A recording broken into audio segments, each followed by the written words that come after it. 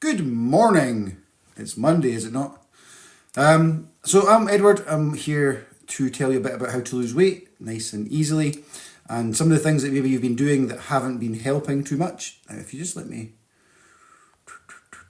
1 second.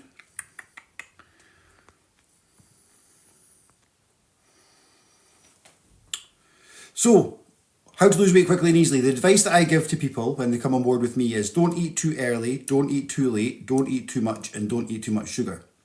So if you imagine that you have your evening meal, say 6 o'clock, 6:30 or whatever, and then you had no calories after that, what would happen is your body would get to work, first breaking up the sugar that you'd consumed that day, then it would get to work on working through the calories that you'd consumed that day. At some point, your body would run out of consumed calories as a fuel source.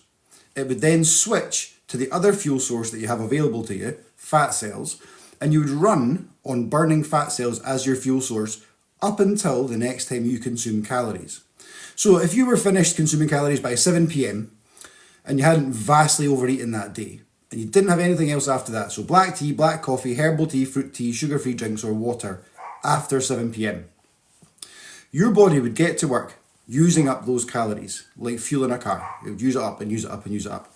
At some point, those consumed calories run out. Then your body still needs energy to keep you alive and your body functioning till morning, and so it switches. Now it's using fat cells as an energy source, because what fat is, your body requires energy to run. In the past, you have brought in more energy than your body can use in 24 hours. It then has to do something with that excess energy. So what it does is it creates a little cell, sticks some energy and some fluid inside it, and it's got that spare energy supply for a rainy day. That's what fat is. So if you imagine for every day for 6 months, a year or 10 years, you were bringing in more energy than your body can use. Every day your body is creating new fat cells just to hold that excess energy. By cutting off in the evening and not having any calories afterwards and allowing your body to start to work through the consumed calories of that day, and at some point it runs out of them, you then are burning fat all through the night up until you first have a calorie the next day. A splash of milk in your tea, a bit of breakfast, whatever it is. As soon as your body, as soon as your body gets calories coming in again, it then says, oh, I don't need to use my spare supply of energy. I can just use these calories coming in. Breaking your fast. That's where the word breakfast comes from. So if you can hold off after, say, 7 p.m, could be 8 p.m, but say 7 p.m, until 10 a.m. the next morning, you will burn fat that night. One of the biggest things that we do to harm our health and weight journey is the little snack between our evening meal and bedtime. That's probably the worst. And if you think about the sort of things that people usually have in that evening snack: toast, cereal, ice cream, chocolate, wine, crisps, crackers, oatcakes, they are all sugar, because when carbohydrates are broken down, they are broken down into sugar. The problem with sugar is your body cannot burn fat while it's trying to break down sugar. How that works: you consume sugar, so refined sugar, or fruit, or chocolate, or pasta, carbohydrates. They get broken down and there's a substance called glycogen that's produced in your body. That's the body's version of sugar. Your liver then absorbs that glycogen, and it cannot burn fat until your liver is emptied of that glycogen. So if you've eaten healthily all day and then come 8 o'clock you have a couple of chocolate biscuits, it's not that there's a million calories in 2 chocolate biscuits. It's that just when your body was working through the consumed calories and it was going to switch into fat burning mode and then burn fat all night, you've added the thing that stops that process, sugar, into your body. So if nature's intention is for you to consume by day and undo by night, you're bringing in your calories during the day, it's using them up and maybe even burning a little bit of fat at night, then if you did that forevermore, you generally wouldn't put on too much weight. You'd stay roughly the same, maybe even lose some. But if you are consuming by day and then putting the fat burning blocker in, sugar, in the evening time, when your body was going to switch into running on burning fat all night, it now spends the night breaking down sugar and not burning fat. So you're consuming by day, not undoing by night. And if you do that every day, consume by day, eat a wee biscuit at night, don't burn fat that night, or don't use up your calories and burn fat that night, and you do that for a week or a month or a year or 10 years, you can just get bigger and bigger and bigger. And so just abstaining for a few hours before bed, and even a couple of hours in the morning if you can, really, really helps your weight loss journey, but your overall health actually, because sugar affects sleep and it affects your bowels and it affects your skin and it affects your moods, as do stodgy, starchy carbs. So I talk about the 5 pillars of health. As far as a rough routine, you need to try not to eat too early, try not to eat too late, try not to eat too much, and try not to eat too much sugar. They're the basic rules or principles that I recommend. Gets weight off, energy levels, not being bloated, all of life feeling better, more energy, brighter mood, bowels behaving themselves. Those things will do that. But I talk about the 5 pillars of health, and they all really matter. So nutrition, hydration, movement, sleep, and mind. So nutrition, carbs are sugar. Your body can't burn fat while it's breaking down sugar. Also, the more you eat of these sugary things or carby things, the more you crave things, so the more you feel hungry. If you imagine the normal day for a lot of people, they get up in the morning and they have toast or cereal or porridge here in Scotland, or tea or coffee or fruit juice or fruit, all of which rockets your blood sugars.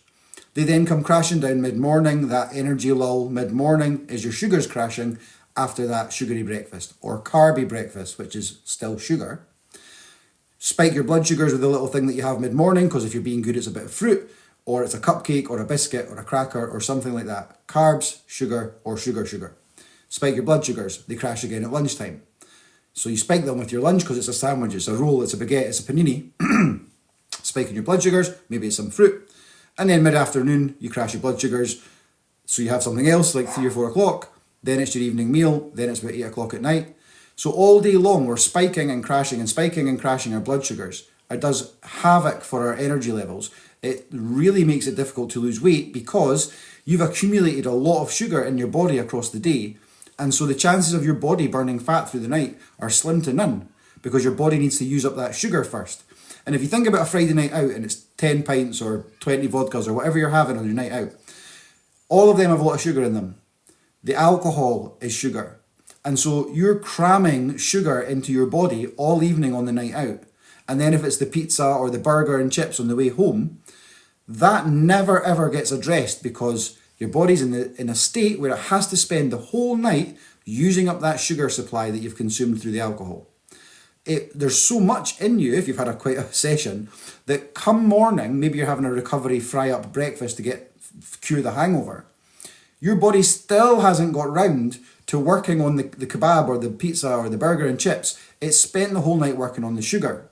So it's never getting a chance, because then you're eating breakfast again, and that meal, that stagger home pizza, never gets dealt with and basically turns straight to fat.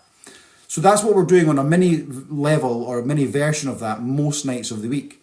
That we're, even if we're eating not too bad through the day, then we're having a little snack in the evening time, and thus the body doesn't do what it wants to do, which is use up the consumed calories and get round to burning fat. So I would say 7 p.m. till 10 a.m, no calories going in. Now, everybody's life is different. If you get up in the morning and you've got to take meds with food, obviously you're not holding off till 10 in the morning. If you work in late and you don't get in till 8 o'clock at night, you're not finishing consuming calories by 7 p.m. So this framework is for everybody. Try not to eat too late. That looks different in your life from other people's lives. That's okay. We're just finding principles that get weight off, give you more energy and better sleep and better mood and not bloating and bowels behaving themselves. We want life to feel better. That's the goal. If anyone wants to ask any questions, or please give us a follow, but if you have any questions, pop them in. If you want to know how many calories to be aiming for, or you want any meal ideas and snack ideas, then please pop them in. I'm just going to actually give this a quick share, if you could forgive me for a sec.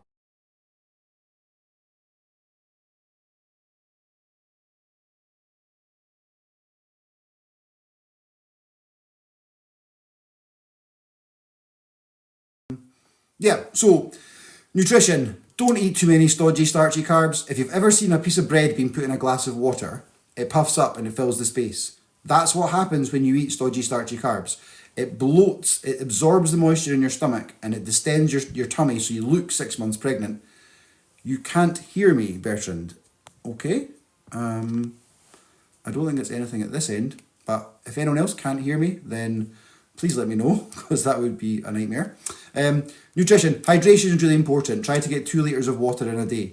Now, if you're on a building site for 12 hours a day in the baking heat, then that would be more, obviously. If it was a little less, the world wouldn't end. Bertrand, I'm glad you can hear me now. Again, please give us a follow and ask any questions. Can I have a cup of tea with milk during the evening fast? No. So of course you can, right? But if you, thank you for Nature's Calling Sweden, appreciate you letting me know. If you have anything with calories in it, and milk actually has a fair few carbs, therefore sugar in it, all you're doing is you're delaying when your body will get into fat burning mode. So let's say you finish your evening meal at 6 p.m. or 6:30, and then at 8:30 you have a cup of tea with milk in it. Instead of your body going from 6:30 and using the next 4, 5, 6, 7 hours to burn off all the calories and then you're in fat burning mode, that process is delayed because it's when you then finish that milky cup of tea, it's then working through the sugar that's in the carbs in the tea and the calories that are in the tea, and then getting into fat burning mode. So you're delaying, you're probably giving yourself 4 hours less fat burning hours through the night. And so ideally not, maybe finish your evening meal and have a cup of tea finished by 7 p.m. I'm struggling more with type 2 diabetes. I eat well, even 1 meal a day, the weight won't shift. Well, Bertrand, you're missing something then. So type 2 diabetes, you can get rid of all the symptoms of type 2 diabetes. The only reason that it comes into existence is with spiking and crashing blood sugars. So if you're eating 1 meal a day that was mostly fats and proteins, so let's say steak with 2 eggs and asparagus, tender stem broccoli, tomatoes, mushrooms and onions, that wouldn't hugely spike your blood sugars.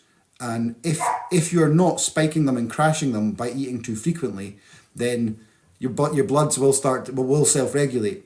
Bertrand, if you wouldn't mind, pop me a little message and we can have a wee chat about this, because we can get rid of all the symptoms. I'm not allowed to say reverse type 2, remission, no presenting symptoms, but you don't have to experience metformin or insulin or hypos or anything like that. Brilliant, man. Yeah, we'll sort that. But yeah, hydration, 2 litres a day would be brilliant. Sneaky tip, if you can add sodium to your water, salt, and I'll explain that in a moment, it really makes a difference. So your body needs sodium. You cannot function without it. If you've ever had the flu and you've had the runs or been to the bathroom lots of times, and then you're lying in bed or you're lying in the sofa and you can't lift your limbs, you're like absolutely dead to the world. That's because every time fluid leaves your body, sodium leaves in that fluid. If you've ever tasted your tears, I hope you haven't. If you've ever had a sweaty face from, let's say, sport, and you've had some sweat in the corner of your mouth, it's salty. Every time fluid leaves your body, it's leaving with salt in it, sodium. If we don't replenish those sodium levels, our body, you can be tired, your body holds on to water, it can cause headaches, it slows down weight loss. So one way to get sodium into your body is zero tablets, the electrolyte tablets, electrolyte powders, Cis, Zero, things like that. I'm sure there's own brand ones as well. All of them are really helpful, and if you want to do what the experts do, so you're kind of microbiologists, biochemists and people like that, they take a pinch of either pink salt or Celtic salt, which is like the posh one, and they pop it under their tongue, like a little tiny little bit, and then they have a mouthful of water. What the sodium does is it sends a signal to your brain to let the cells know that hydration is coming, and your cells open the door and allow the hydration in. If you're guzzling back plain water or sugar-free drinks, then the fluid comes in, the sodium-filled fluid comes out, and your sodium levels can get lower and lower and lower. I know salt has a bad reputation. White table salt is bad for you. So get rid of it. Throw it away. Get rid of your ice on your drive with it. Like, do not consume it. but not because it's salt. It's because it's bleached and put through these horrible chemicals to make it quote unquote nice and white. That's why it's bad for you. If you have a heart attack, too much salt apparently, the first thing they do in the ambulance is they hook you up to a saline drip. That's the densest, saltiest water that you could ever imagine. It's unlikely that they would do that if salt was bad. So yes, white table salt is bad for you, but pink salt, rock salt, sea salt, Celtic salt, all the natural source salts. I was in a house fire, Becca Harvey. I was in a house fire when I was 7, and I've got 70% of my body 3rd-degree burns. Look. So yeah. Oh no, don't worry. I got over it. It only took me about 35 years. So I know what it feels like to be self-conscious. So when I'm helping people, I've helped like 1,500 people in the last 2 years to lose weight. And when I say that I know what it's like to be uncomfortable in your own skin and be uncomfortable in front of other people, and trust me, I know. I'm 60, started a gym, lost tummy, it's okay to drink liquid hydration multiplier every day. Yes, yeah, it is. So is that like an electrolyte thing button? Because if it is, I would keep doing it. So all the people that I support, they actually take like zero tablets or cyst tablets or the electrolyte tablets every day, because we're trying to up our fluid intake to have better bodily function and to lose a bit of weight. We can be flushing out our system of essential minerals, and particularly sodium. And so try and get some salt in. Heavily salt your food. It's okay. You're not going to have a heart attack because you're putting more salt onto your meal. White table salt, don't do it. Don't do it. Yes, it is. I cannot drink water. Yeah, absolutely fine. Yeah, if it's an electrolyte thing, yeah, you can keep taking that forever. It's not just for high performance. So the word electrolyte actually converts as sodium or salt converted to energy. And so when you drink something with sodium in it, your electrolyte things or a bit of salty water, then you bump up your energy levels. I read a study recently that suggested 85 and 100 headaches worldwide are caused by low sodium. And so trying to get a bit extra salt into your day really will make a difference for bodily performance and like energy levels and stuff. Sleep, really, really important. So my partner, Jem, who might be on the live actually, she once fasted for 6 days. She and I got into extended fasting, which is fasting before beyond 24 hours. Different conversation than here. Hey, Jem. She fasted for 6 days, not a calorie going in, just her sodium and her water, and the scales didn't move. And the reason is that she was an insomniac at the time and was only getting about 45 minutes sleep a night, which meant her body, because when we are awake, our cortisol levels, the stress hormone, is higher and more present in our body. When we sleep, the cortisol levels drop through the floor. If you can imagine an insomniac, probably quite stressed that they aren't asleep, how the day is going to be the next day. The next day they're exhausted, so they're more stressed as well. So cortisol is super high. Sleep is super duper important, like super duper important. So yeah, the scales didn't move after 6 days of no calories because cortisol tricks your body. Now, what's it called? Neogenesis, I think. Something like that. Tricks your body into producing sugar. And as we discussed, you can't burn fat while you're breaking down sugar. So if your body's in a high state of stress, you're not getting enough sleep, or you're just stressed, your body will keep making sugar from muscle, from parts of you inside you, not from the things you're consuming. It's making. How do you know you have high cortisol? Well, if you've got if your weight's carried around your tummy, if your sleep is bad, if you feel that you've got a busy, rushed mind, if you experience anxiety, all signs of high cortisol. If you can sleep, then your body, the cortisol levels drop, your body's not producing sugar, you can get through the sugar that is in your body and the calories and be burning fat. So, it's so important that if you had an hour's extra sleep a night for a month, it would be 10 to 15 pounds more off. Right, okay, Taylor. So yeah, high cortisol. Yes. The calmer And the less you sit and scroll at night, the more hours of sleep you get, unbroken sleep, the more you will lose weight. And so it's really, really, really important. And I know it's not easy. For 1,000,001 reasons, it's not easy, but it's something to work on trying to improve. So like a walk after tea, a bath with Epsom salts and pink salt in it, and then an early night and putting your phone down at 9 o'clock and try to get your head down at 10 o'clock. That night, compared to dashing about mad after the kids, finally collapse, want some time for yourself, scrolling till midnight, oh shit, I better get to sleep. That, you'll be a different human being if you do the first one. Like, change your life, waistline comes down, energy levels improved, mood improved, skin improved, everything would get better in life.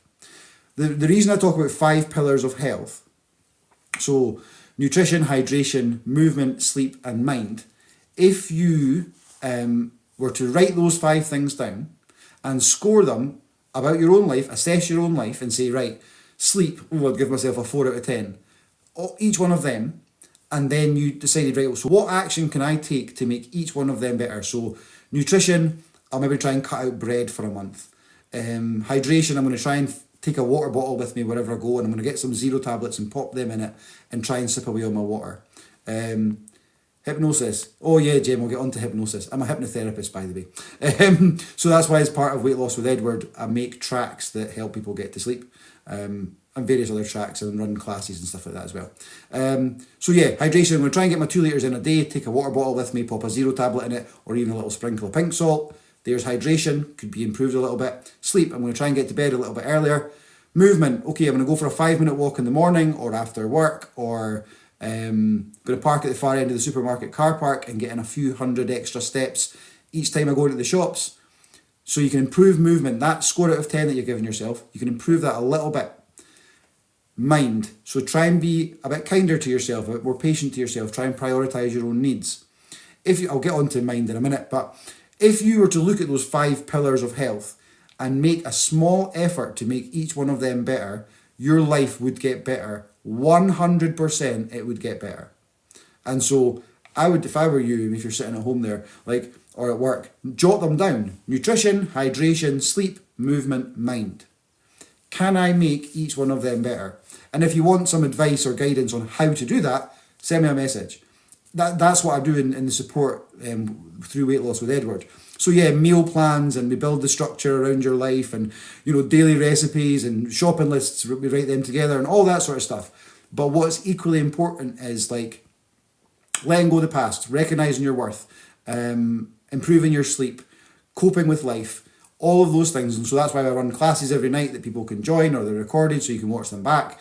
And we're dealing with things like managing stress, or letting go of the past, or finding your worth, or your self-limiting beliefs, all the things. Does protein drinks help with hunger in the evenings? Yes, it does, but it comes with calories, so you're not getting into that process of using up your consumed calories if you're drinking a protein drink. If you're hungry in the evening, so think about it. If you've went to bed at night and you've went all night without any food, your body can cope for a few hours without food, right? So if you've eaten your evening meal and 2 hours later you're hungry, it's not hunger. You've just had a big meal. It's a sugar crash because you've had too many carbs on your plate. So you've spiked your blood sugars, they're crashing down again, and you're like, oh, I'm hungry. Or it's loneliness or sadness or boredom. We use food as, what can I do now? Maybe you're sitting watching the telly, maybe you're twiddling your thumbs, and you're looking for something to entertain your hands. They say the devil makes work for idle hands. God damn, it's true. I'm holding on to weight due to trauma. Is that a thing or just an excuse? No, it's true. So Bertrand, that's a really good point. So trauma is real, and it does affect your life massively in 2 ways. So one, if you've got something like PTSD or you're a survivor of trauma, then the likelihood that your cortisol levels and stress levels will be really high, with low mood, with anxiety, with all those sorts of things. So because of the cortisol levels being high, your body's producing sugar that then needs to be broken down before you can burn fat. Also, how you experience the world shapes the choices that you make. So if you were well-rested, carefree, positive, feeling unstoppable and well-organised, of course it's bloody easy to make consistently good food choices. It's when we're sad or lonely or stressed or exhausted or feeling life's all over the place, being pulled from pillar to post, that's when it's nearly impossible to make the choices that make life better. So of course, trauma, it's the number one thing. The past is the number one reason why people are not happy.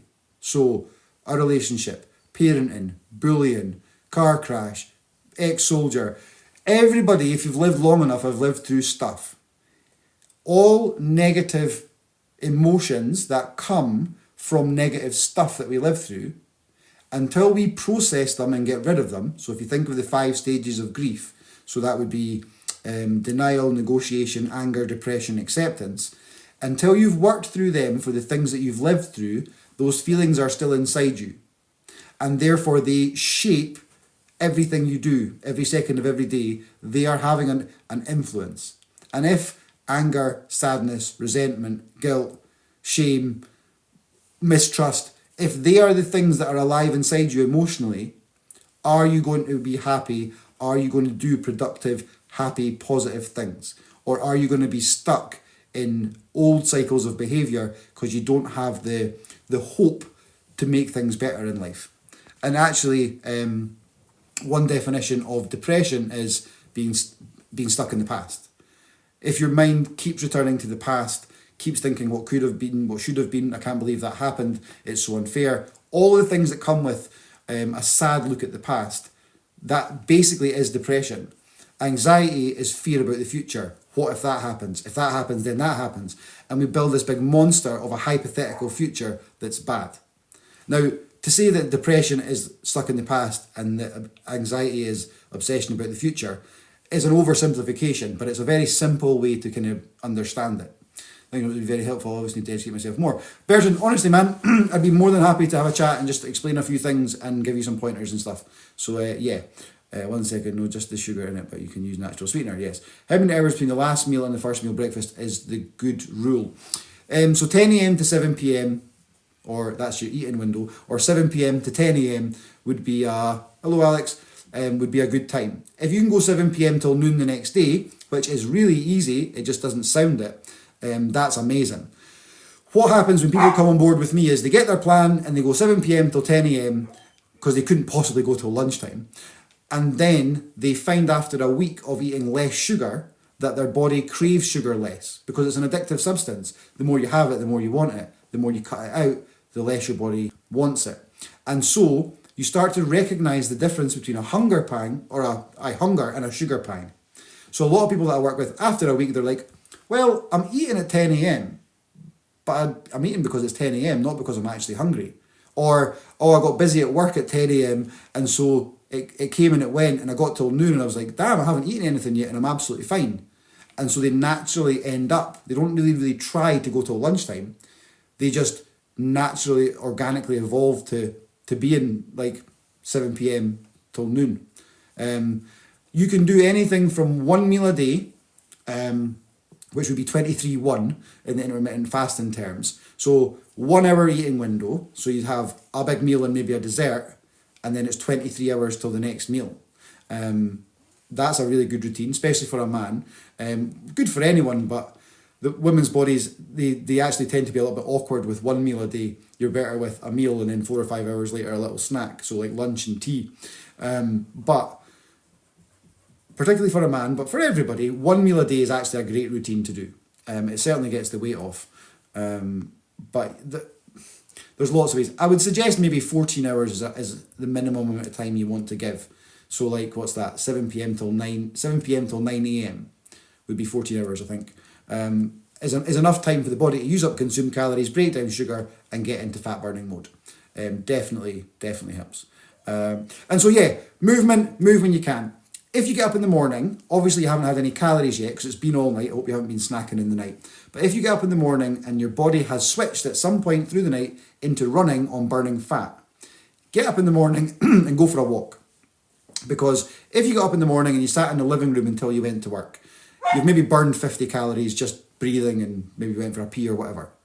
If you go for a walk and you burn 250 calories or something like that before you go to work, there hasn't been any calories coming in to fuel that walk. So where has the energy source come from to fuel it? It's come from breaking open fat cells. So your body, once it's not got any consumed calories to run on, runs on breaking open a fat cell, The energy comes out, it fuels your body, and that broken cell either comes out on the moisture particles of your breath or it comes out in your next pee. So that walk in the morning before you've consumed any calories, or any movement, walk around the garden, up and down the stairs in the house, whatever you do, it's burning calories that are coming straight from your fat supplies. So it really, really helps. If you go for a walk after, let's say, your evening meal, so let's say you consumed 800 calories for your evening meal and then you had some strawberries and cream, which is perfectly fine for your dessert. You then go for a walk. Your body uses up the sugar from the strawberries and gets to work on working through those consumed calories so that you get home from your walk and then you get to your bed and stuff. Instead of it taking till 2 a.m. to use up the consumed calories from that evening meal because you've just been sitting on the sofa, because you've actually been using more calories, it's working its way through those consumed calories quicker. So it might be 11 p.m. that your body switches to running purely on burning fat cells as an energy source. And so from 11 p.m. till your next first calorie the next day, you're running for longer purely on burning fat. So when I fast for a week, I'll lose 20 pounds, just roughly. I mean, it could be 19 or 22 or whatever. And so if your body has fat on it, you don't actually need food. There's a story of a guy, and I'm not recommending this, the story of a guy in Edinburgh who went into hospital and was very large, like I think 400 or 500 pounds large, and was unwell and didn't consume a calorie for a year. He was on a saline drip, so he was getting his sodium in his water, and he didn't consume a calorie for a year. He then walked out of hospital a healthy, slim man. If you have fat on your body, you do not need calories. When you say, I'm starving, what you mean is, I'm jangling from sugar addiction, not I am starving to death. So if you have more than a stone worth of fat on your body, you could easily go 24 hours. If there was a family emergency and 24 hours passed and you didn't get a pause for break, you would just deal with the emergency and you wouldn't even think of food. So when I'm not eating for 2 or 3 days and I'm up at 6 in the morning and 100 miles an hour all day until 11 o'clock at night, and then up the next morning and 100 miles an hour all day, and there isn't a single calorie going in, and it's playing football with the kids and it's, running classes and like constantly on the go, and it's not coming from consumed calories, that means there must be another energy source, and that's what fat does. It supplies that energy source. Now, if you have any questions, if you want to know how many calories to eat, if you want any meal ideas, ask. Just fire a wee question in the comments or send me a message after this. Hit the follow button. I would really appreciate it. I'm going to try and be live, well, actually at least twice a day, kind of morning and afternoon UK time. So what I do with Weight Loss with Edward, you start off with a meal plan. It's not my plan that you must bend your life to. It's let's look at your life, and when you work and you're feeding the kids and you're taking Jenny to horse riding in the evening, and we build the routine around your life, because your life has been created over a lifetime of experiences. Thank you, Taylor. Yeah, your life has been built off a lifetime of experiences like job changes, relationship changes, having kids. All the things that have been in your life have been meandering you towards today. So today is a result of your whole life you've lived up till right now. You cannot go, I'm going to start a new plan and flick a switch and be a different person. I know it actually makes sense. Thank you, I'm glad I'm making some sense. Yeah, so you can't flick a switch and be a different human being. It doesn't work like that. It took however old you are to get to exactly who you are today. So rather than trying to switch your life in a flick of a switch, introduce in the context of your life little changes, a little tweak here. So maybe normally you have breakfast at 9 o'clock. Hold off till 10. That's not earth-shattering. Instead of forgetting to take water every morning. Set an alarm on your phone so you take a bottle of water. Simple as that. Like tiny changes. Know that when you're sitting at night and the kids are finally settled and it's been a bloody terrible day, and you're thinking, I need some me time, and you're going to sit for 10 o'clock till midnight and go, oh crap, I should have went to bed earlier. Try and get in the habit of being like, actually, it's looking after me to go and get some more sleep. And then you wake up in the morning, and because you're better rested, you've probably lost some weight, by the way, so check on the scales. You're going to have more energy, so you're in a brighter mood. You're going to be able to resist temptation more because you're better rested. Because it's when we're at our weakest, we go, give me a fucking donut. And so that's why it all matters. It all ties in together. You cannot compartmentalize your life and say, oh, I'm going to eat better and get thin. But the stress, the unhappiness at work, the poor sleep, that you can't compartmentalize life like that. Your head is what dictates all of your life, and you take your head wherever you go. It's when you speak about it, it suddenly becomes something that should have been common sense. Yes, so that I'd like to think that, and I've read that like a good idea shouldn't be complicated. And we can get into your glycogens and your neogenesis, like there's complicated terms. But if you eat too much, so if you're a bodybuilder and you want to get bigger, you have to bring in extra calories because you want your body to be bigger than it currently is. So if you eat maintenance, you'll stay the same size. It's called maintenance because we're maintaining. So if your calorific content, if your maintenance calories, which means the number of calories your body needs to run for 24 hours, was 2,000 calories a day. If you ate 2,000 calories a day, more or less, it gets a wee bit more complicated, but more or less you wouldn't get bigger and you wouldn't get smaller. You are the size of someone who eats 2,000 calories a day. Now, if you accidentally eat 3,000 calories a day because you're having a few Snickers after work or whatever, your body will adjust to being someone who is the size of someone whose maintenance is 3,000 calories a day. The bodybuilder brings in 3,000 calories when his maintenance is 2,000 and works out a lot. Probably a lot of his calories will be protein, the building blocks of muscle. He then strains and stresses his muscles so that they recover bigger and stronger and he gets bigger. But if you're not doing that and you're just overeating, too many calories coming in, your body's creating more spare supply for the rainy day. You get fatter. So if your maintenance calories are 2,000 calories and you bring in 1,500 calories every day, your body's like, shit, I need 2,000 calories, but I've only got 1,500 coming in. It burns 500 calories worth of fat cells. You repeat that, eating 1,500 calories every day, your body will keep burning fat cells every day until you're the size of someone whose maintenance is 1,500 calories a day. At that point, if you want to get smaller still, you either have to burn more excess calories or burn more calories from exercise or reduce your calorie intake a little bit more again. If you, and I'm not suggesting that everybody eats 1,000 calories a day, but if you just pick a round number, like say 1,000 calories, as long as you're over 10 stone, if you eat 1,000 calories a day for a month, you're going to be much smaller. And the way they work out calories is so wrong and crazy, and I see it all over TikTok and it drives me mad, but the way that the old-fashioned way of calculating a pound of fat calorie-wise, so they say 3,600 calories in a pound of human fat, is not true, sadly, because they took 1 unit of pure fat, they worked out the calories in that, and then they multiplied it till they got to a pound of human fat. But most human fat cells are not 100% fat. They're like 80% water. So the number of calories that we think we can get away with is like half. It's like 1,700 or 1,800 calories in a pound of fat. So when somebody on TikTok at 11 o'clock at night is putting in their calculator, they've not read the studies, they don't know the science, they're just using, and no, I suppose it's not their fault, they're just using an outdated mode of calculating people's calories. So if somebody's telling you, eat 1,900 calories a day, if you eat too little, you won't lose weight. Nonsense. If I can lose 20 pounds by fasting for a week, if you've had the flu, you lost a ton of weight when you couldn't eat for days on end.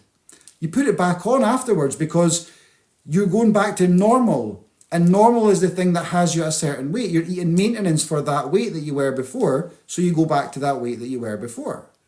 And so I think that we need to try and forget the word diet, right?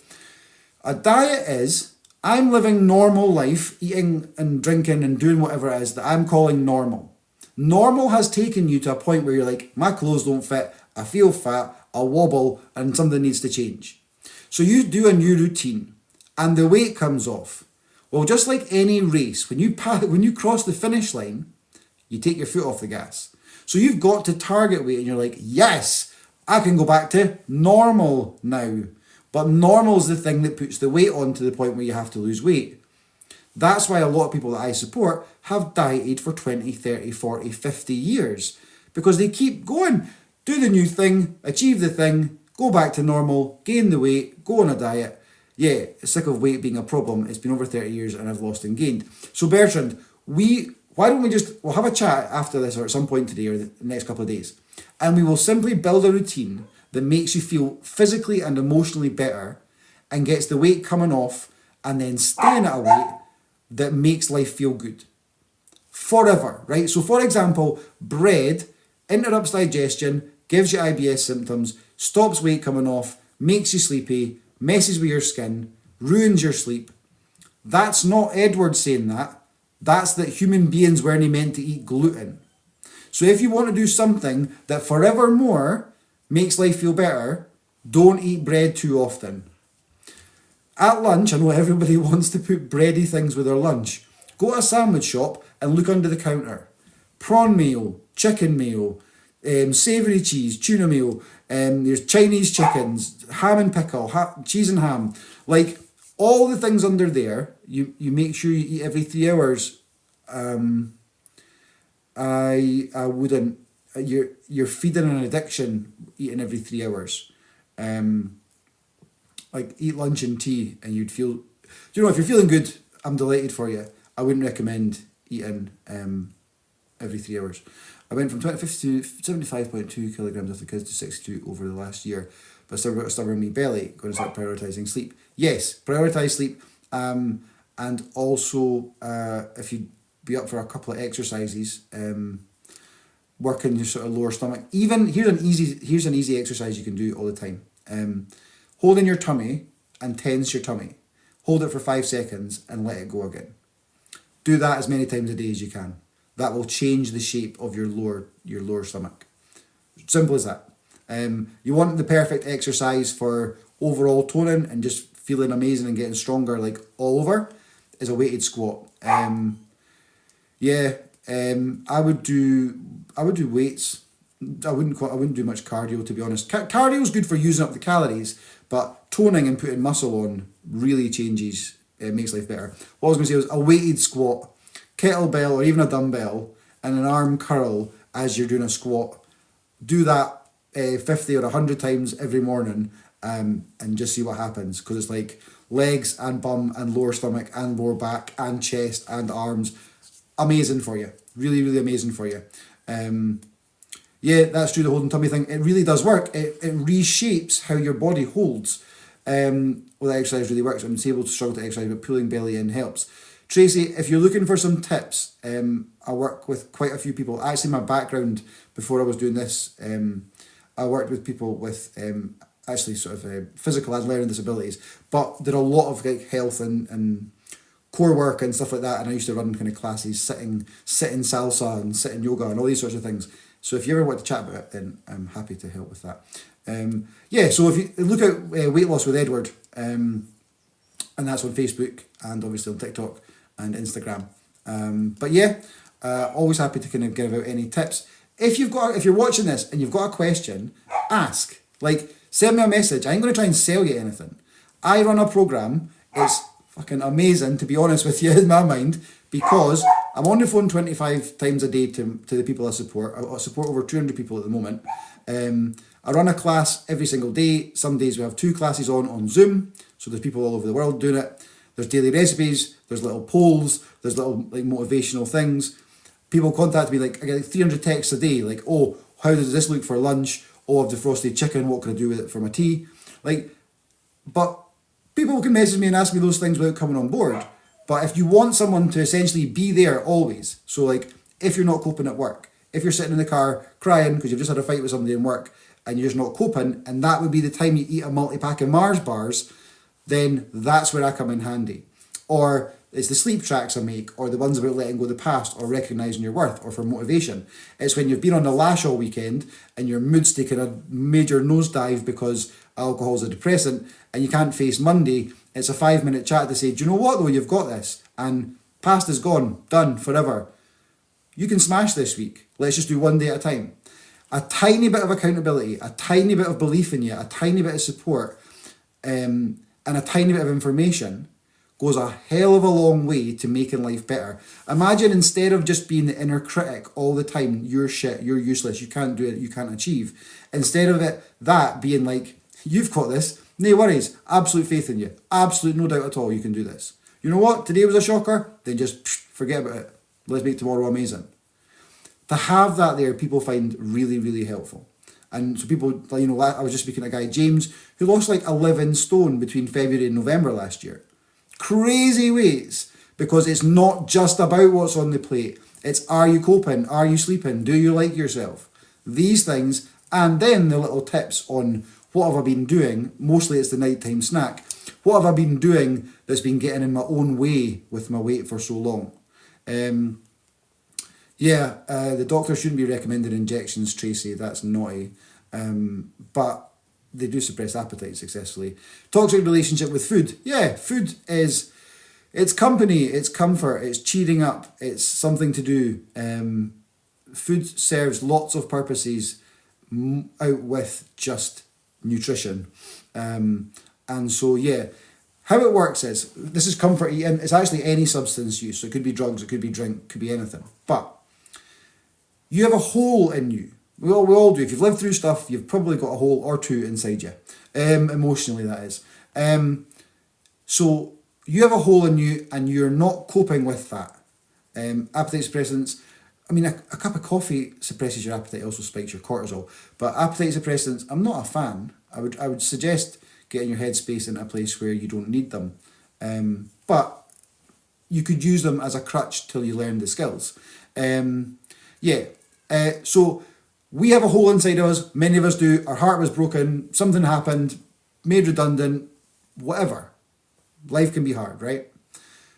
We are looking to fill that hole with a substance. That's why the glass of wine at the end of the day. That's why the bar of chocolate while we're watching telly. It's playing the surrogate of an emotional need. It's a sign that something needs healing.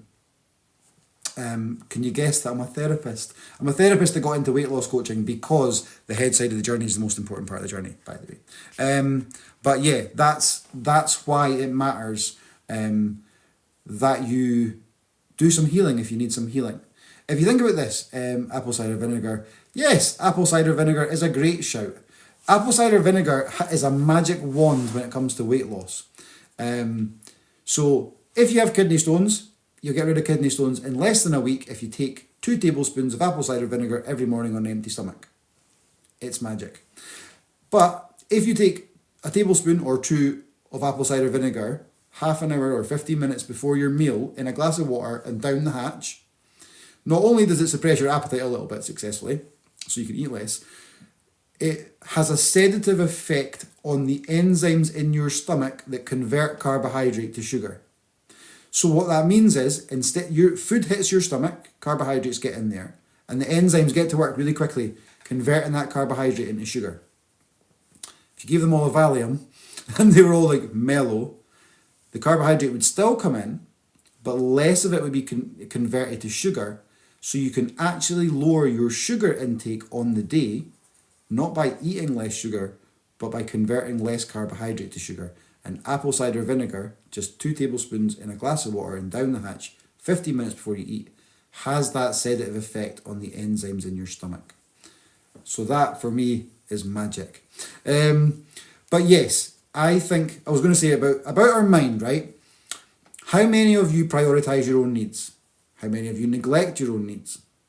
If you own a car, you didn't check the tyres, you didn't check the oil, you didn't clean it on the inside or the outside, and you didn't get it serviced, would you expect that car to run well or look good? I don't think so. You cannot neglect your own needs and life get better. So many of us stick ourselves at the bottom of the list, and it might be kids, it might be work, it might be community, it might be family, it might be whatever. We're always, often, people who are looking to lose weight have, and people in general, have low self-esteem, no self-worth, think they've got mug written across their head, they're people pleasers, they're running about after everyone else, trying to seek approval, they're scared to say no, they feel like they do more for everyone else than people do for them. These are all signs of low self-worth. if you are neglecting yourself, you cannot spend time, energy, and love on making your life better. You actually do matter. And the funny thing is, many of us run around chasing after everybody else, try to take care of everybody else, trying to appease everybody else. And we are like running on empty, deeply unhappy, feeling lost, feeling crap. So that's why we eat crap. And so the version of us we're taking to all those around, to everyone around us, they get the worst version of us. But if we actually spent 5 to 10% of our time and energy on ourselves, because self-preservation is not selfishness, we would then bring a sunshine version of ourselves to the world. If you were well rested and feeling comfortable in your skin and feeling brighter of mood, you'd be more patient and more loving as a parent. You'd be a better colleague. You'd be better. You'd be bringing a better you to the world. And so that's a gift to them, because they're putting up with you as you are now because you're neglecting you. So for you to say, right, I'm going to do something for me. Of course life is tiring. Of course life is hard. Of course we all have commitments, dependents, and things to manage in life. Of course we do. But if you continue to neglect you, don't be surprised when life feels rubbish. And how many people have been caught in the, I feel crap, now that could be poor sleep, unhappy relationship, hate my job, any of the things that make life feel crap. So I eat crap because I feel crap. And because I've eaten crap, I feel crap. I feel guilty and ashamed. I know I'm letting myself go. I know I'm putting on weight. I also get the spike and crash of the sugar from the crap that I've eaten. And so we feel crap. Guess what? What happens when we feel crap? We eat crap. And I won't annoy you by keep saying feel crap, eat crap, feel crap, eat crap. But that cycle can go on for years. Whereas if we do one good day and we were really deliberate, right, so I'm not going to eat till such and such a time, 10 a.m. And I'm not going to eat sugary crap today. And I'm going to take my lunch with me to work today. And I'm going to hold off and I'm going to have a healthy tea. Then I'm going to try and get out for a walk or do some movement in the house, or I'm going to have a bath, or I'm going to do something that's nice for me in the evening time. So you sleep better because you haven't been messing with your blood sugars. You'll be quite quietly proud of yourself for your efforts that day, maybe tired yourself out if you've been for a walk. So you sleep better. And guess what? By morning you will have lost weight. So you are bouncing out of that bathroom because 3 pounds are off on that first day. And you're like, well, damn right, I'm going to do it again. So instead of feel crap, eat crap, feel crap, eat crap forevermore, it's make some good choices and get the reward almost immediately. There's an addictive thing to get into that makes life better. Make better choices, get the reward. And as soon as you can see the link between, oh, so when I make better choices, life gets better. So that day, you've slept better, you've not been, your scales have moved, and you're on it that day, like determined. You're in a brighter mood, so your interactions that day will be nicer. So it feels like a nicer day. You're turning down the cupcake at work because you're in the groove. You're like, yesterday was amazing and I've lost 3 pounds. Damn right, I'm turning down that cupcake today. You start building a momentum through that. So it's, hi Poppy. You start making good choices and getting the reward and then like, well, what other good choices can I make? Oh, well, I'm not going to sit up till midnight tonight scrolling. I'm going to get early because that guy was saying that I lose weight even quicker and I feel even better if I get to bed earlier. Does menopause really make a difference? Or menopause does make a difference. Yeah, but everybody has circumstances that makes life worse, and it could be the stressful job, or it could be chasing after kids, or it could be a disability, or it could be thyroid, or it could be menopause. Yes, menopause makes a difference. Cutting sugar basically eradicates the symptoms, if symptoms is the word, of menopause. And so yeah, so he says carefully, emotional turbulence, the hot flushes, the poor, being hot at night and stuff, and weight gain, and sugar cravings. This is what a lot of people, obviously I can't speak from experience, but a lot of people have reported these things to me, and they've also reported coming off HRT when they start living a lower sugar lifestyle. And so another thing that I find that is really, really annoying, but really, really brilliant if we get your head around it, is the diet industry has been guilty of one terrible thing for an awfully long time. If you haven't, give us a wee follow. So the diet industry is built on don't do that thing, right? And I know I'm saying try to cut back on your carbs and things like that and try not to have any calories, but hear me out. So diets are based on don't do stuff. Can't have that, can't do that, mustn't do that, I'm bad for doing that. Your brain, the bit of your brain that drives your behavior, that makes you take action, it doesn't understand language. It's a like primeval, ancient part of your brain, the bit that gets us moving. And so, when you say, can't have that Kit Kat, don't have that Kit Kat, I don't like Kit Kat, but Kit Kat, that bit of your brain that actually decides what action you take doesn't understand can't. It just sees a picture because it works in symbols and pictures, urges, beliefs and drives. It just sees a picture of a Kit Kat every time you say, don't have a Kit Kat. So if you imagine you're saying, don't eat, don't eat, don't eat, don't eat, don't eat, that bit understands eat because eat comes with an accompanying picture. So you're convincing yourself to eat the Kit Kat by saying don't eat the Kit Kat. Thoughts on Monjuro? It suppresses appetite successfully, and I wouldn't suggest it. Stop saying Kit Kat. Yes, thank you, Jim. I'll stop saying Kit Kat. Bounty. Yeah, Monjuro, you will get the weight off, but I know quite a few people who are having health concerns with weight loss injections. I have a good friend actually who's lost 4 stone in about 8 or 9 weeks, which is brilliant, much slimmer. And he's now going for tests on his kidneys and liver because he's getting pains that are a bit concerning. So I don't think there's an easy way out. Your injections are essentially taking really strong duct tape and putting it over your mouth. Does it stop you eating? Of course it does. Is it particularly helpful? No, it's not. Actually change your relationship with food. Prioritise your own needs. Change the bits of life that need change to make it better. Anyway, to get back to this idea that we're going to achieve something positive by using negative language. Doesn't work. Can't eat this. Don't do that. Blah, blah, blah. So what I've done for Weight Loss with Edward and people that I support, we think in a 24-hour cycle, right? And we have nutrition hours and we have healing hours. That's all there is in a 24-hour cycle. During your nutrition hours, let's call those 10 a.m. to 7 p.m. or noon to 7 p.m. And within those nutrition hours, your mission is to get in healthy, colourful, nutritious, good food. Stuff that you enjoy, stuff that's real tasty, make the plate colourful and get those in. If you successfully do that, good job. They are the building blocks for health. If you bring those in and a bounty bar, the day is not ruined. You have still brought in the good stuff.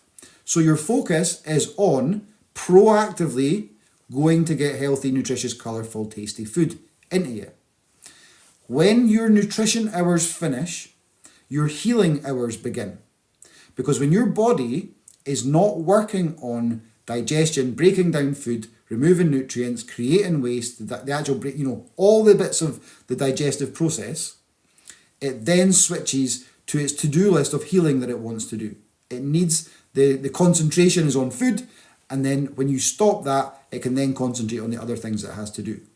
So when your nutrition hours finish, your healing hours begin, and they run until you next start your nutrition hours again. The more healing hours you have in a 24-hour cycle, in one consecutive block, the more healing you do. Read a book, phone a friend, sit in nature, go for a walk, have a bath, have an early night. Your body does most of its healing and a lot of its best healing when you're asleep. So go for a nap or have an early night. It's a proactive action though. It's do a meditation, join a yoga class, sit and enjoy the sunset. Anything, read a book, anything that's good for you, that's not related to calories, you are proactively seeking those things during your healing hours. And during your nutrition hours, you're proactively seeking getting good building blocks for life in. There is no ruined. There is no I am bad, I am crap, I can't do it. None of those things have ever made anything in life any better. So if you can flip the script and start proactively aiming for positive things that make life better, guess what? Life gets better.